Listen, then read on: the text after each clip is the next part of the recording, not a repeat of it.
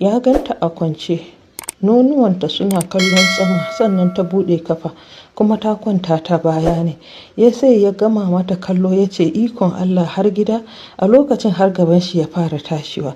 Ga yadda abun ya faru, wannan mutum yana zama ne a gidan shi, shi kadai bai da mata amma yana da kuɗi. Ranar yana so ya fita ya je aiki, sai ya je junction ga motoci suna wucewa, haka yana dan saya motocin su wuce kafin nan shi ya wuce a wurin angon su kenan. Sai ya ga wata mata ta zo tana buga mishi kofa, haka ya dan sokar da gilashin shi kasa, ya ganta ta ce dan Allah ya taimake ta, ta samu matsala ne, an kore ta gidan da take, ba ta da inda za ta je, tunda shi kadai yake zama da shi, suna anguwa daya, ta san abokan shi, ko aiki za ta yi mishi, shara, wanke da dafa abinci.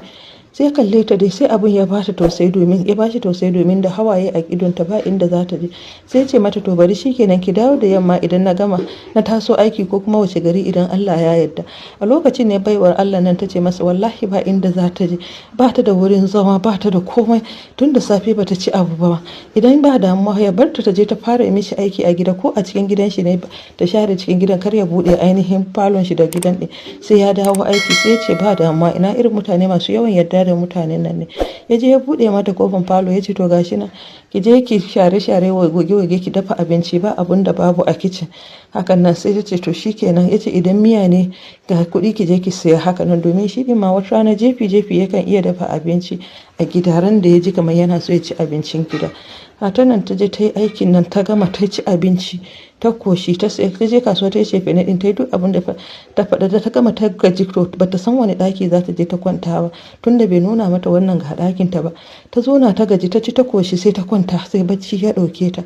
A lokacin da bacci ya ɗauke ta ne, can da yamma sai ogan ya dawo. Da ya dawo aiki, sai ya zo ya same ta yadda take a kwance, ta kwanta ta bayan ta ne, nonon ta ya tashi a sama, dama irin tana da cikakken nonon nan ne. Sannan ta buɗe kafan shi.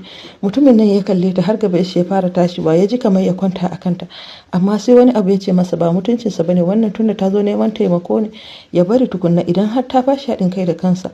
Amma bai da kyau idan ya mata haka, kamar ya mata fyaɗe ne, zai sa ba za ta sake yarda da kowa ba, bancin sanin cewa yadda ta gaya masa daga cikin wahala ta fito. Haka nan sai ya ce to shikenan ba dama.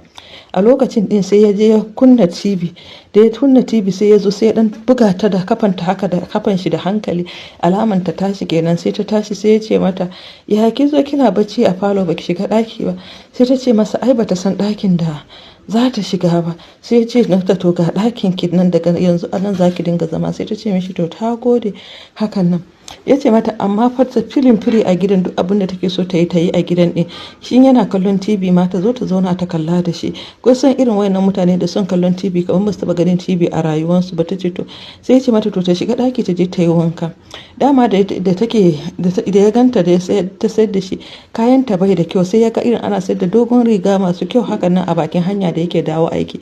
Sai ya saya mata dogon rigan, sai dai dogon rigan yayi guntu ne sosai, amma yana da kyau. Ya ce mata ga riga ki je ki wanka ki saka, in kika saka sai ki fito in kanki. Wannan yarinyar ta je ta yi wanka, dama gashi Allah ya sa tana da diri mai kyau, yadda na gaya muku nonuwanta suka cika, tana da duwawu da hips hakan nan. Ta je ta yi wanka, ta saka rigan nan. Da ta saka rigan nan sai ta fito. Mutumin nan yana ganin ta kawai sai ya gudu ya je ya rungume ta. Yana rungumanta, ita ma sai ta rungume shi da fari. Hakan nan ma aka ci na gaba.